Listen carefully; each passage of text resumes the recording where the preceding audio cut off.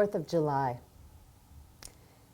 If I have any romantic notions left, please let me abandon them here on the dashboard of this Subaru, beside this container of gas station potato salad and bottle of sunscreen.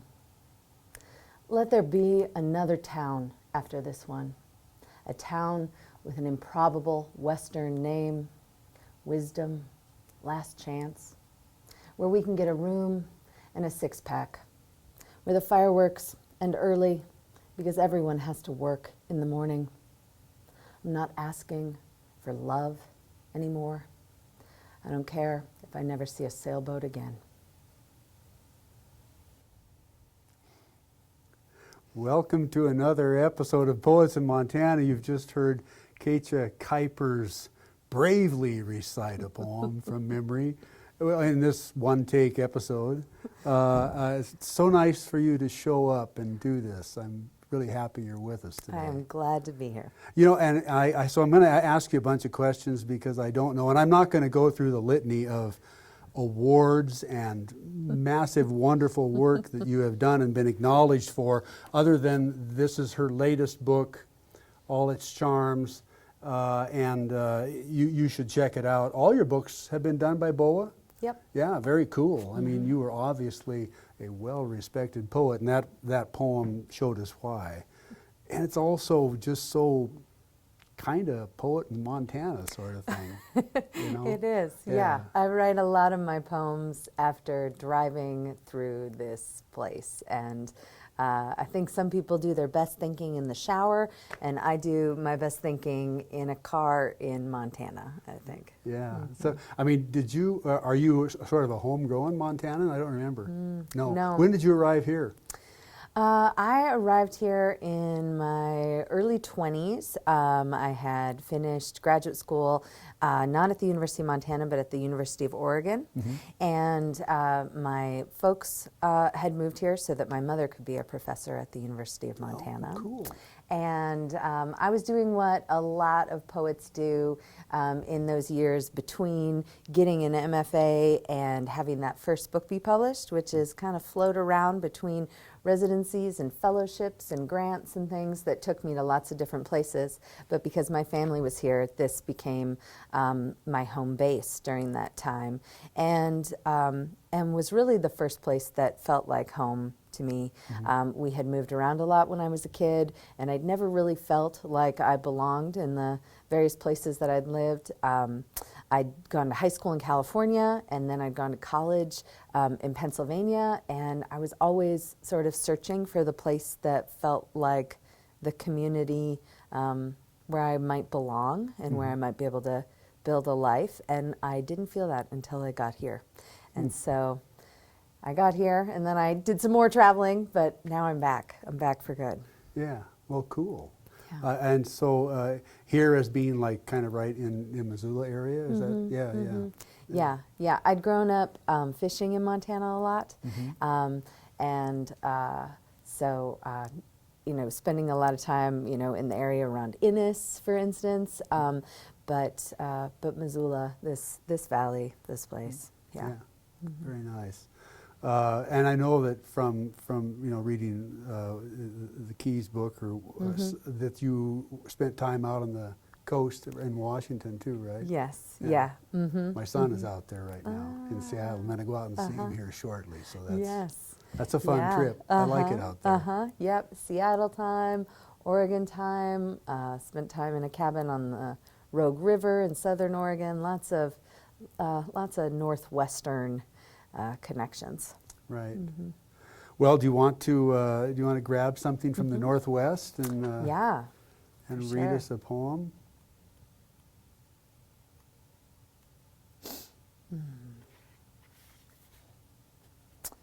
So this is actually a poem that I wrote when I spent some time in Wyoming.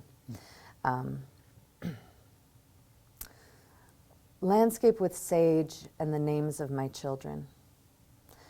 I picked all the flowers, I palmed all the stones.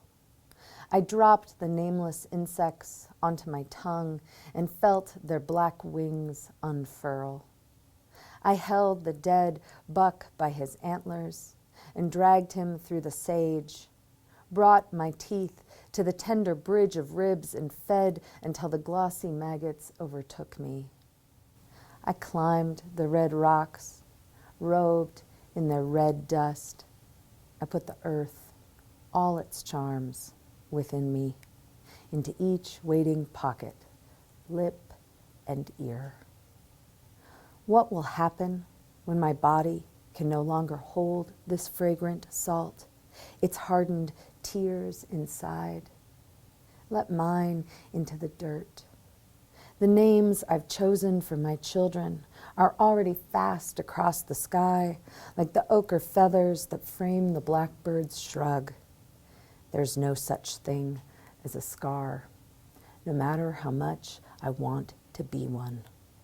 Every birth, even the wings of the caddis lifting from the river in a shroud, a momentary hunger. Oh, nice. Yeah. And I noticed when I was peeking at you when you were reading it that most of the poems in all its charms are written in couplets. That's kind of a favorite form of yours? Yes, it was for this book. Yeah. And I think, all my books feel very connected to me and part of a longer story and have a kind of a trajectory that all goes together.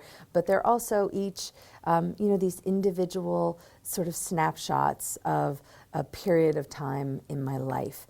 And my work is very, very much informed by where I'm living and what I'm living in that moment of time, and that affects the form the poems then take on the page. And I was writing these poems when I was pregnant with my daughter and when she was a baby and a small child. And so that period of years. And I think I needed the couplets in some ways to slow down the incredible pace of my life at that time and the overwhelming experience of becoming a parent for the first time and sort of making space on the page to be thoughtful even amidst diapers and craziness. Yeah. Well, I mean, almost everything that I've read in these two collections is the other collection, The Keys to the Jail, and your first collection. Yeah, my first is Beautiful in the Mouth. Beautiful in the Mouth. They feel very personal to me. You're a personal poet. Yeah. And even though sometimes, I mean, like that last poem, it was like, well, you're an animal. Yeah. I mean, you're all over, Right. you're everything Yes. in a way. The way that the poetic mind can become everything, but it's very personal. Yeah, it is. And I think I have some poems that are more storytelling poems, and I'll read you, maybe I have one of those in mind to share. And then I have other poems that are more like this last one that are less of a narrative or an autobiographical story, but are really dwelling in a particular moment and are very much connected to landscape and image and music and lyricism. But even then, like you're saying, it's very personally grounded and I hope still really accessible and open to the reader. That's really important to me. I think that's why we write poems. We write to share. Yeah. And so you have to write something that your reader can walk in the front door of that poem. Right. I mean, they've got to be somehow entertained, and sometimes, some ways, some people maybe aren't, or they can be entertained by totally abstraction. But for the most part, I think most of us really want to be entertained. Yeah. And that involves a degree of the personal. Yeah, and, absolutely. And I don't know what it is, but you hit that out of the park almost every time. I think. Thank you. I noticed that. It was in something that I was reading that Dorian Lau was somewhat of an influence in your career too. Yeah, It's like, she's like a Yeah. she knows all about the personal. She does. Yeah. She does. Yeah, I'm I'm part of a panel that's judging a book contest this year, and we were talking about, what's important, like how do you choose the best book? Like what does that even mean? And we all have these different criteria and different ideas, but I said for me, it has to delight me in some way. And there are lots of ways to be delighted, with humor, with joy, with sorrow, and empathy. Like I can be delighted by the music in the language. I can be delighted by the pictures that the words paint, but there has to be some element of delight. Yeah, because the human experience involves that, just that. Yeah. Well, very, very cool. Do you want to read some kind of a narrative at this point? Sure. Since you told us that you're a storyteller in some of your work. So, I have a very Dutch name because my parents are from a little town in Michigan, Holland, Michigan, and they're high school sweethearts, and all my extended family pretty much is still there, and we go back every summer. And my mom grew up pumping gas and frying chicken in the summer for the rich tourists from Chicago who would come to this small town to spend some time at the shore on the lake. And my mom always said, someday I'm going to get to take a vacation on the lake. And so now every summer we go back and we see our family and we stay in a little cottage there on Lake Michigan. Michigan, okay. The Great Lakes. My wife, the one I thought I'd never have, because does any of us believe we deserve to be happy in this life? Lets my daughter paint her toenails a sloppy silver as my aunt smokes a second cigarette and pages through photos on her phone so I can see how the car looked after my cousin wrecked it last month in a past midnight field near the poultry processing plant, just a half mile from Grandma's unsold house. High on meth or heroin, or maybe not high at all, but fighting her hunger. While I pick through this dead girl's jewelry, just as starved for something to hold on to as those feckless gulls pecking the sand a few feet away. The sun is shining brighter than the gold-plated necklace I fasten around my neck and swear to wear forever. And even though scientists are finding nicotine in the water and oxy in the mussels, my cousin's kids are down there at the edge of the beach screaming their heads off with the pure joy of plunging below the surface. It's hard not to feel good watching the waves. But my aunt needs me to believe in the glass and the blood and her daughter's body, a thing unidentifiable, a thing none of us had really seen in years. She needs me to understand that her pain is water as far as the eye can see. Wow. Yeah, there's a story. But it's also wonderfully tempered with the other side of that and how you struggle with dealing with both of those things. That's life, right? This constant. You're here one minute and gone the next, and somebody's dealing with tragedy. Yep. Yeah. The movement between joy and sorrow and the inevitability of both of those, right? You cannot avoid sorrow, but you also, even in the depths of sorrow, cannot avoid joy. Right. I was just recently at visited a high school, and they had gone through a year, I think, of like this suicide cluster thing, right? And it was just, you could just feel it kind of. Yeah. And what a tough thing to, especially for young people, I think. Obviously that's why these clusters happen the way they do, but that's one of the things that I think poetry specifically is here to help handle. Yeah.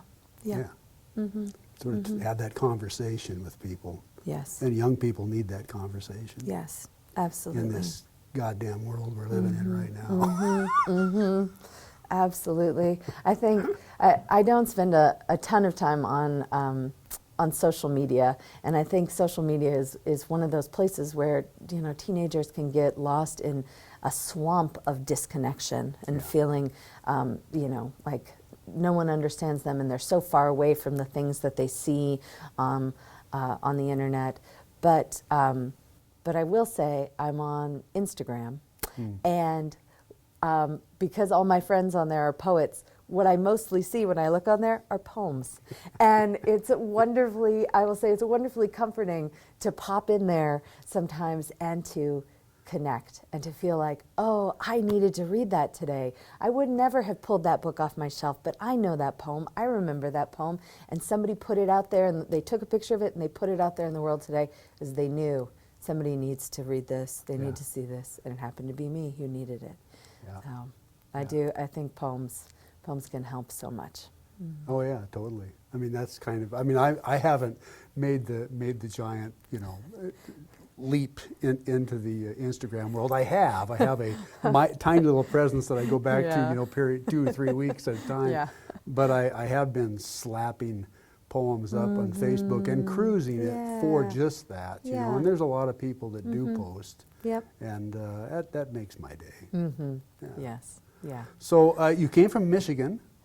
I mean that's where your family That's is. my family's the from. roots are from. Yes. Yep. And there's a lot of poets that come out here from Michigan. There Aren't there? There's some sort of connection, I think, between sort of maybe northern Michigan and the wilds of northern Michigan and Montana and fishing. I mean, fishing is what brought my family here. My dad couldn't wait to get out of that small town, and the only place he wanted to go was someplace where he could fish, and he just that's. Yeah. Very cool. Another thing I noticed, I mean, it just things I was thinking about having read your work here lately again, and in the beginning of that poem that you just shared, that narrative poem about your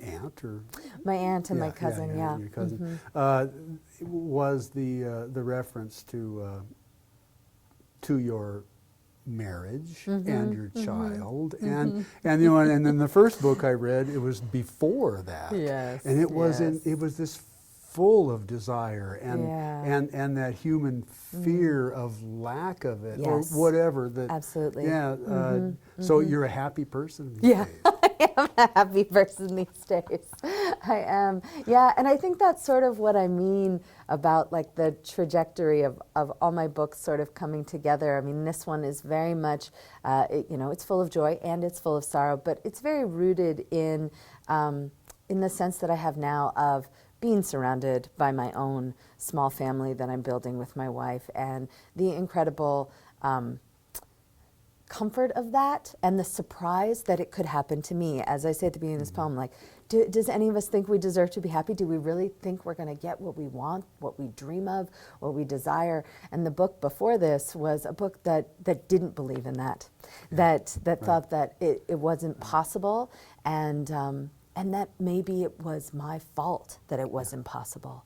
But there's a poem at the end, near the end of this book, that I think says it better than I just said it now. That's I always think this, like, why don't I just shut up and read poems, because this will probably take care of it. Good job. Yes. This is my daughter's favorite poem. She doesn't quite get it, but she's in it, so she likes it. Right. Told you so. When my daughter spills her orange juice, I wipe it off the linoleum with the old plaid boxers of the man I thought I'd marry. Elastic ripped out, seams unraveling. I've had lives already. At night, they crawl across my skin before I can turn on the light. We spend all these years wanting, and then one day, sudden as a lamp set to a timer, we have. There were the nights I drank just so I could feel a little more of my own unhappiness. Now, with my feet pressed into this rug, I'll never be that drunk again. Before I went to the clinic to get pregnant, I cried onto the shoulder of an old flame, worried that whoever I loved next would never know my body, when it was beautiful. How could I have been wrong about so many things? Yeah, good question. Getting older is great. It is. It's the best. Yeah. It is. I feel like everybody yeah. should live Yeah. into old age. Yes. And I mean, I can imagine that what it must be like to get into your 80s. You know, I mean, there should be some satisfaction before your body starts breaking down. Yeah. Because I Yeah. mean, that obviously starts happening. Yes. Yes. But yeah, I feel like you get to become more yourself every year that passes, and have greater compassion for yourself too. We're so hard on ourselves, and just a little more compassion for the self every year. Right. I mean, and I don't want to put you on the spot or anything, but I mean, when did you come to the realization that you were in love with your wife or other women, as opposed to you know, those boxers that you know, right. because you were determined you had to marry someone, you wanted to marry someone, but it had to be a man, of course, in this society. It's, Yeah, you know. I think, and it's funny too. It was, you know, part of that story is about like, who do I have to marry, or who am I going to marry? But part of that story also is, you know, I grew up in a really loving, close family, and you know, all I wanted for my adulthood was to make the same thing, and I thought that I had to be married in order to have a child, and I remember the boxer's relationship, when that relationship ended. And my mom said, you know, I was heartbroken, and my mom said to me, well, maybe you're not somebody, and you know, she's been married to my dad forever. They're high school sweethearts. She's never, he's the one, right? And I thought it was so incredible for her, in her life experience, to say to me, maybe you're not somebody who's meant to love just one person. Maybe you're meant to have many great loves. And that blew my mind, that this person who I respected so much and who had taught me how to move through the world could give me the permission to have many great loves. And it was after that point that I realized, okay, well, what I really want is a family. And if I'm going to have many great loves, if I'm going to fall in love again when I'm 50, if I'm going to fall in love with somebody else again when I'm 70, you know, great, I can do that for the rest of my life. But if I want to have a kid, there is a clock on that one. Yeah, so exactly. so I realized we make our own stories, and your story can go in a different order. And so I prioritized building my family, and when I did that, then love came back into my life. Yeah, it's funny when you stop looking for something and turn around, and there it is. Yep, exactly. Very cool. Well, how about well, whatever you want. Whatever you want to read I have next. one. Yeah, I have one. Cool. I didn't actually bookmark poems this time. I mean, I swear to God, and I'm not just. I really enjoyed every one I read. So thank you. Yeah, Thank you. it's a good book. Thanks. We've been talking about my parents, and I have a poem in here. I have more dad poems than mom poems for some reason. I think my dad is just a very interesting character, and he, as I said, you know, he taught me to fly fish. That's a big part of my family's life here, but he also is a big game hunter. The elk my father shot is an imagined butterfly of flesh, thin cannon bones pinning back its winged hide like a boxed Anarcha amathea, all white speckled gristle and silver tendon seam. When he calls me from the mountain top and leaves his breathless message, afraid at last of what he's done, telling of the bow, the arrow, his tin pan trembling heart and shaking arm, quiet so as not to scare away the grazing ghost he's made, as if this yearly taking of a life were a talisman carried in his pocket beside the knife, a charm against entropy, his own brittle bones. Nice. He's a bow hunter, your dad. Mm-hmm. Mm-hmm. Yeah. Yeah. Yeah. I think That's the real deal. Yeah, I think he's always just looking for, any excuse to be out there as much as he can for as long as he can. Right. And I feel that too. I said when we first sat down that, driving through Montana is where I do my thinking space, but also walking through Montana is where I do so much of my thinking space. And I talk to my students about, always collecting things for my poems, and that's how I think about it. I see something, a flower, a stone, and I put it in the knapsack of my mind. I don't necessarily have a poem that stone or flower belongs in that moment, but I know that eventually I will. And so I tuck it away. And I think he stores up and tucks away the things he sees and experiences in this landscape too, and allows them to nourish him as well. Yeah. Is your dad a writer too? No. No, not necessarily. Not necessarily. He's a wordsmith, most definitely. And so I think I get my love of language from both of my parents. But I love how families, you can have so many things in common with your family, and that can go in so many different directions. Oh, Each totally. person can tear off. Yeah. And so I'm the poet. I'm Yeah. the one. Yeah. And every family's got one. Yep.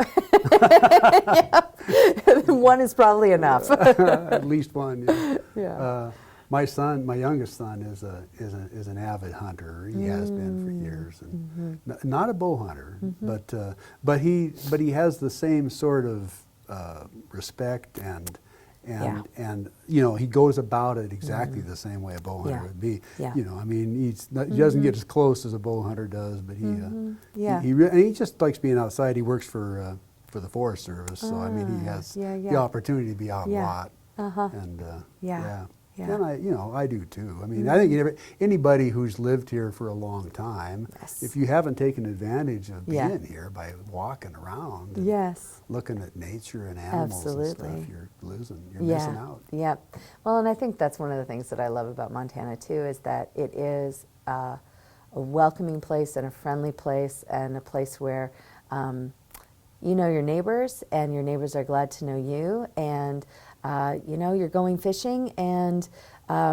you can walk up to somebody's door and knock on the door and say, "Hey, do you mind if I cut across your property here?" And 9 times out of 10, they say, "Yeah, enjoy that creek," Yeah, and that's a real kind of, I think, mutual appreciation for everything that this place has to offer, and a sense of all of us sharing it together and taking care of it together, being stewards together.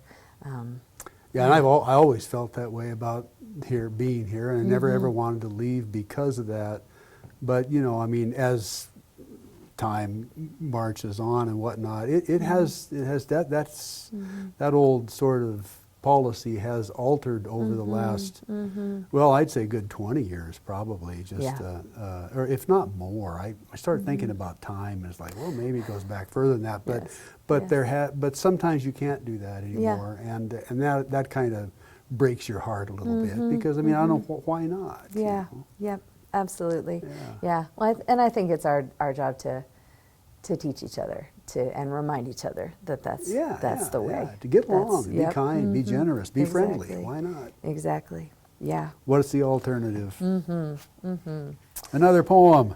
Another poem. Well, I do have a lot of Montana poems in here, but let's see.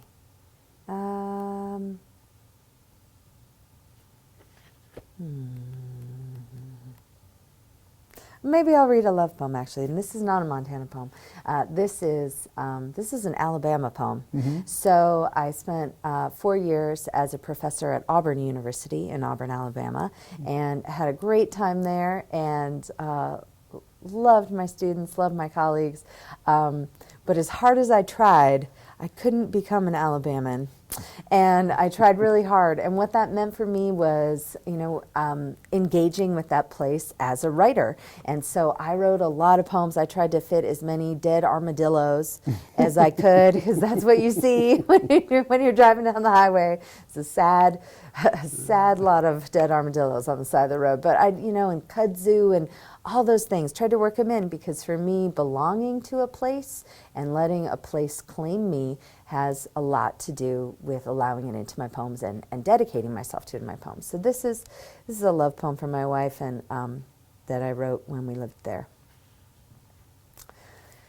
We drive home from the lake, sand in our shoes, the dart of fish faint at our ankles, each shuttered barbecue shack a kudzu flash in my side mirror.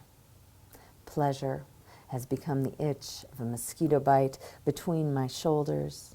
In your rough thumb on my thigh, a tickle gentle as turtles bobbing in sea-dew oil slick and cellophane scraps.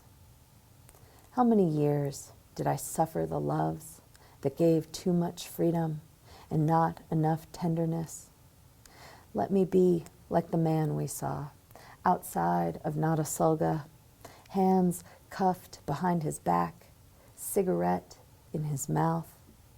And you be the sheriff, leaning in close, cupping the sweet flame to my waiting face. Cool.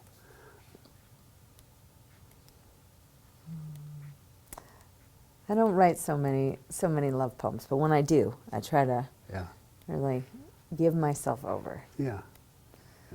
I hear you. Mm-hmm.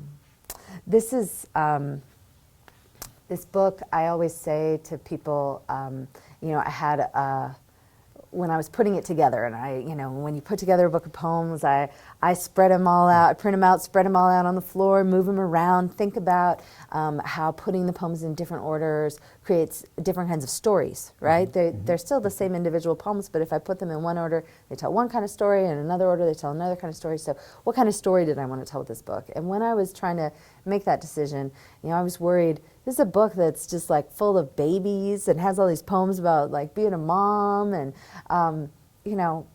who's going to want to read that? Like that, oh, how boring. But then what I realized through having to arrange those poems and put them together was that it was really a book about so many more things. And I think that whatever I'm writing about in sort of a micro level in each book, I'm still just trying to use those things, again, as a doorway to go out into the world and connect. So for me, this book with these poems about babies, it was just, the baby was just a way of getting out there into the world. Mm-hmm. Getting the baby to sleep. Sometimes the baby can't reconcile the self with the self. Too hungry to eat, too tired to sleep. I know the feeling. Oh, America, on those nights when you are too beautiful for me to continue to forgive you any longer, for allowing us to kill each other with your graceless bullets, or exile our neighbors across the fences of your fictitious border, or argue over the ownership of each young girl's body as if its freedom is a lie she must stop telling herself. Then, America, I go out into your radiant arms. The baby and I drive through your streets, over the bridge and its light-chipped waters, under a moon so big, so full of itself that though I know it belongs to the world, it can't be anything but American. I hang my arm out the window and skim the air like touching skin. I breathe you in, and the baby sleeps. Nice. Yeah, we're such of a contradiction. Mm-hmm. America is just such of a contradiction. Mm-hmm. So much promise and so much pain. Yeah. And that's a good poem. And I think that like you mentioned, I think we find this poet musing on human experience, regardless of where she's at and what she's up to, and what's going on around her. And you know, but that just ups the ante when there's a child involved. Yeah. It's like the future, and it's you know, it's like. Yeah, that's true. I hadn't thought about it that way, but yeah, it does. The baby in this book was also a way for me to raise the stakes and to realize how high the stakes are.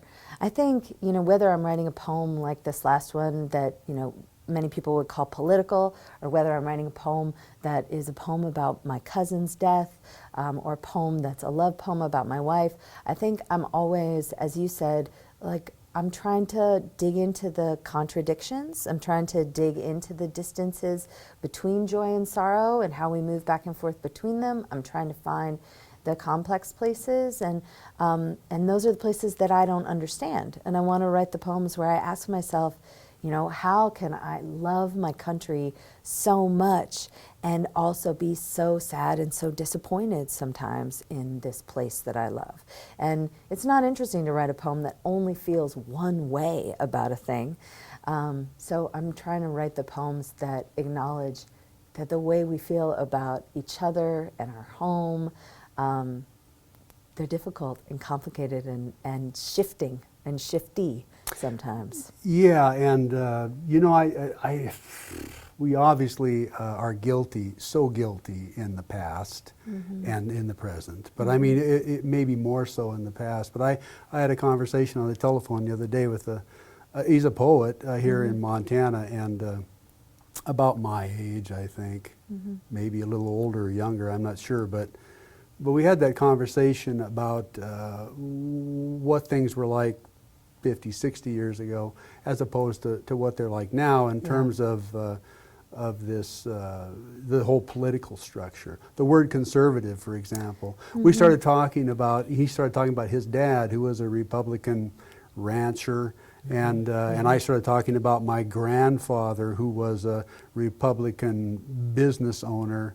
And they were true conservatives. And one of the foundations of conservatism is mind your own business. You know, live and let live. Yes, live and let live. You Live know, and live. watch out for your neighbors. And watch out for your neighbors. Be kind Absolutely. to people. Yep, You know? I mean, yep, absolutely.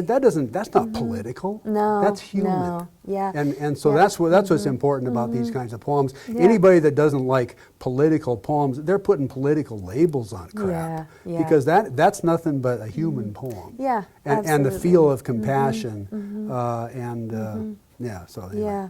Yeah. I feel really lucky to have finally landed in Montana for good and to be able to put down roots here. But I'm also really grateful for having lived in so many different places in the U.S.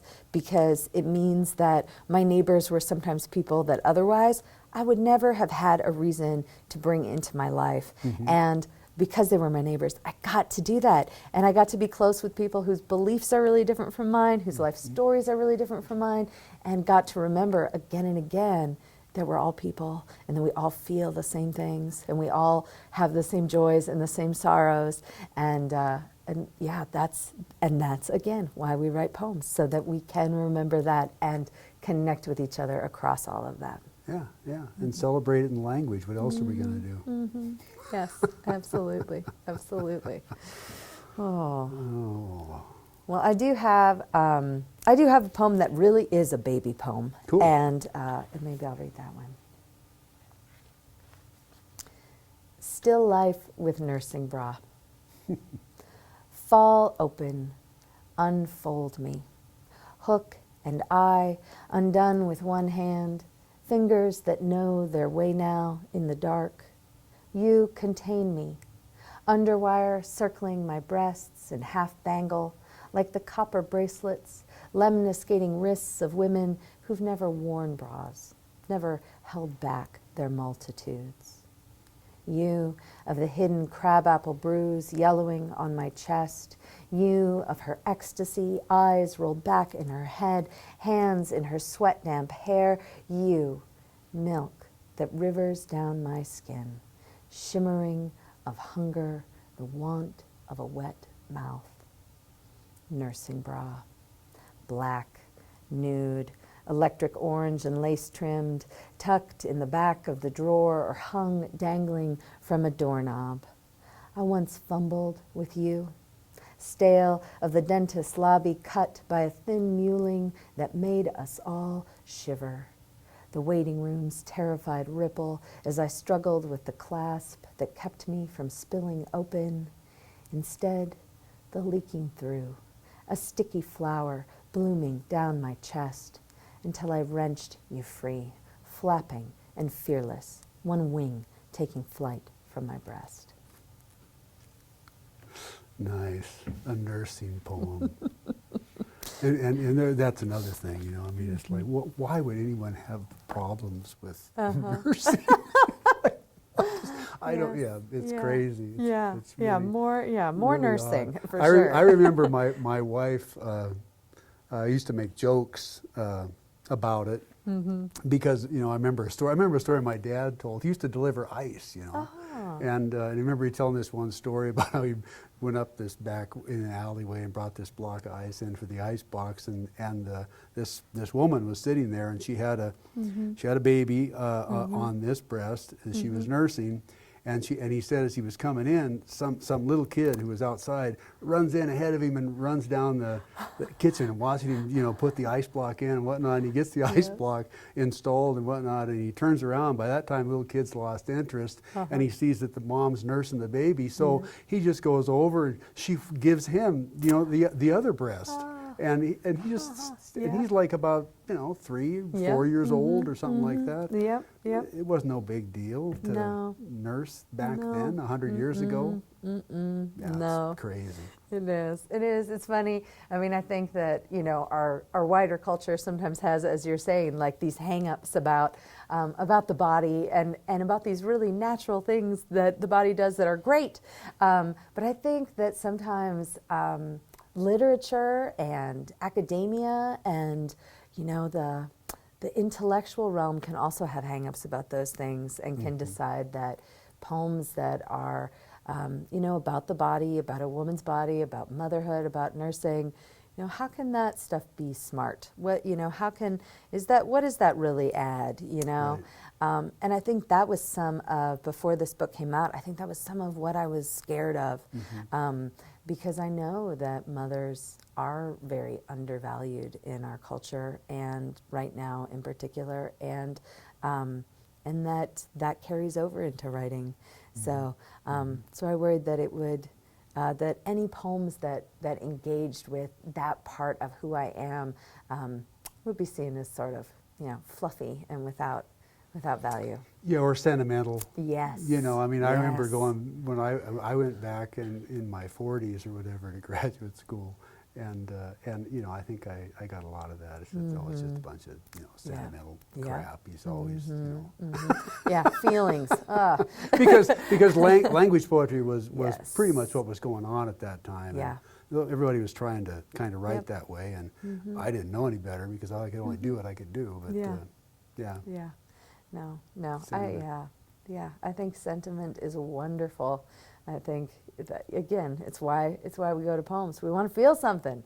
Yeah, exactly. And I was lucky, I think, at that time, because I also I took a few classes from the fiction end of things. You're there, why not take it all?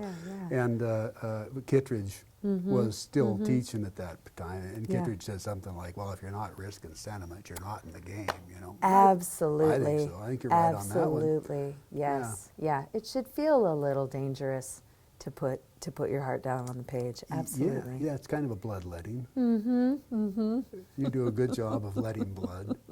Is there something in here that you might want to share? Stepping back in time a little bit?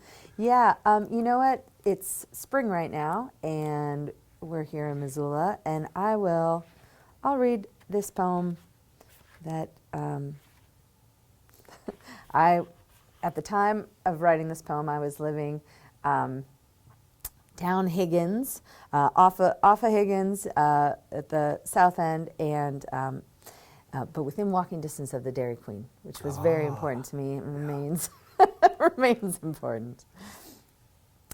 The keys to the jail. It's the second day of spring.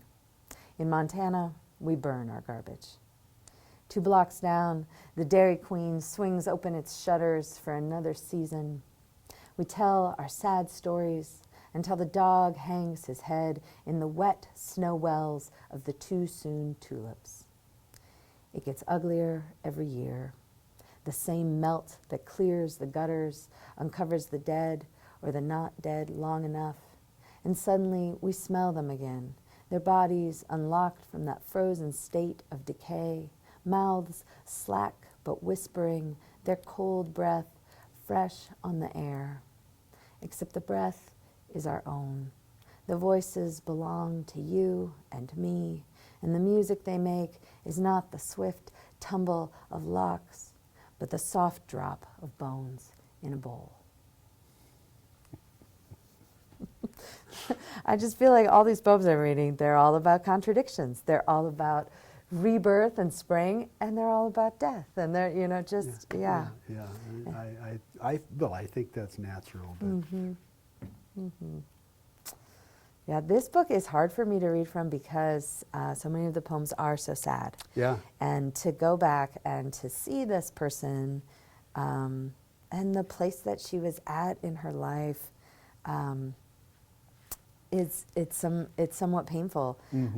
There are a few poems at the end, though. I often feel when I'm putting a book together, I don't realize it as I'm putting it together, but then as I am working on the next book, I start to realize, oh, those poems, they're actually for the next book. They're part of that next thing. And so there are a few poems at the end of this book that feel like they are the bridge to the more hopeful book that came after.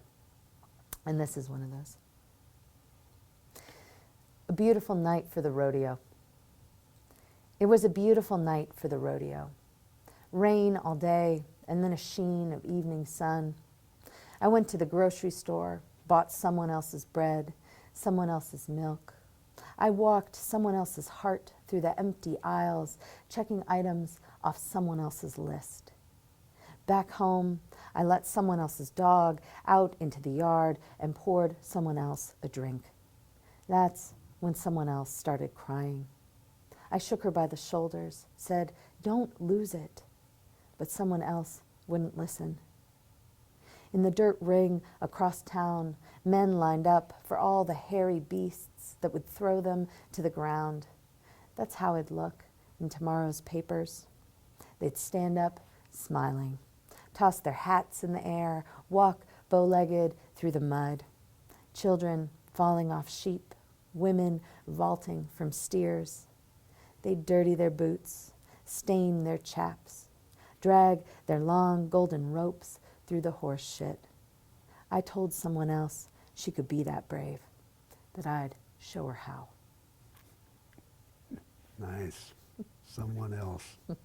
And the rodeo. I saw the rodeo was going on. Yes, on it campus. is. The campus rodeo. Little plug for happening. University of Montana rodeo this weekend. Yeah, that's right. Take the kids over there, show them something exciting. That used to be a huge entertainment in Montana years ago. You know, it was like every little town had a rodeo. Yes. You know. Yes. Yeah.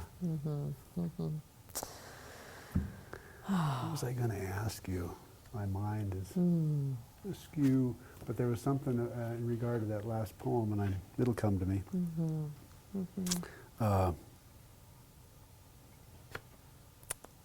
I love teaching, and I adore my students. And there's something there's so many things that are fun about being in a creative writing classroom, but I think one of them is the way it does become such an intimate space. We're all telling each other our stories and our poems, and I feel like what happens a lot of times is that my students fall in love with each other, and so I wrote this poem about that. When I was a professor at Auburn, and I've read this poem in a lot of readings, and a lot of times I have students in the audience, and they all think it's about them. And I mean, it is. It's about all of them. Yeah, right. Teaching Day Obad. And an Obad, I'm sure you know, Mark, but I'll tell everybody else, an Obad is a poem that's like, oh, I hope that the sun doesn't rise and that morning never comes because I just want to stay here forever with you, my lover. It's this, let the night never end. The Romeo and Juliet Yeah. scene, right? Yes. Teaching Day Obad. This anxious spring, 2 of my students become lovers. And on Tuesday evenings, I walk home after class under the unimaginably tender buds of the still spare limbs that seam the star-flecked air. Across town, the new pair climb the staircase to his rooms, their hands another set of constellated branches hopelessly entwined. Light from the hallway stretches its thin neck across the bed, her bare feet. He puts on some music. And when she goes for a glass of water and finds his plate in the sink, a gleaming, pockmarked moon, she lifts one damp crumb on her fingertip and presses it like an old-fashioned stamp to her tongue. The poems we read in class today run through them now like fish to sea, their urgency, their flash. Sweet. Yeah, and those are the kind of classroom-related poems that I would write too, simply because it takes it Yes. outside. I mean, they're human beings, and you imagine Yes. this interaction, and several other people I know are able to sort of create poems out of actual classroom sort of experiences, but that never ever enters my mind. Yeah. I don't know why. It's Yeah. like not something it doesn't do it for Yeah. me, but other people seem to do it wonderfully. Just kind of accounting of a classroom experience. Yeah, of a but moment. Something that happens, Yeah. and it can come and go from that, but it's definitely located in there, and that doesn't happen for me usually. Do you write any of those?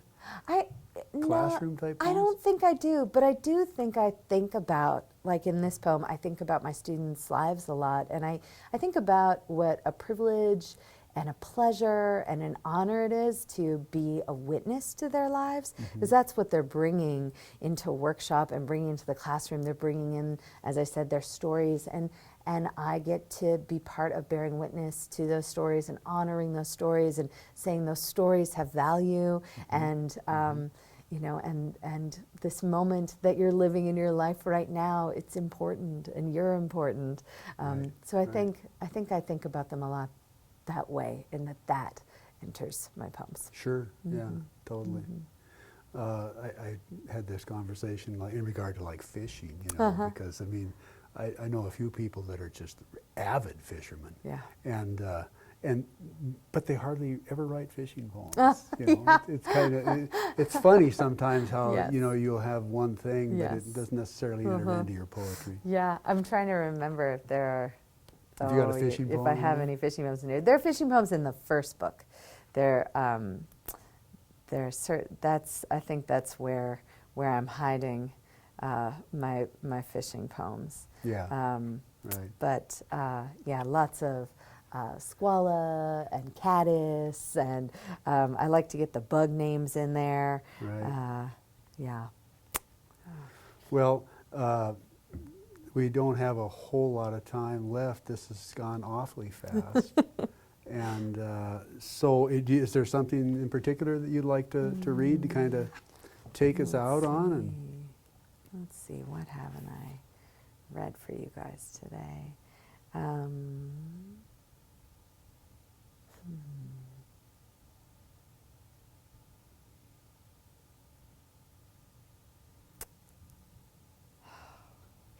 Decisions. I know.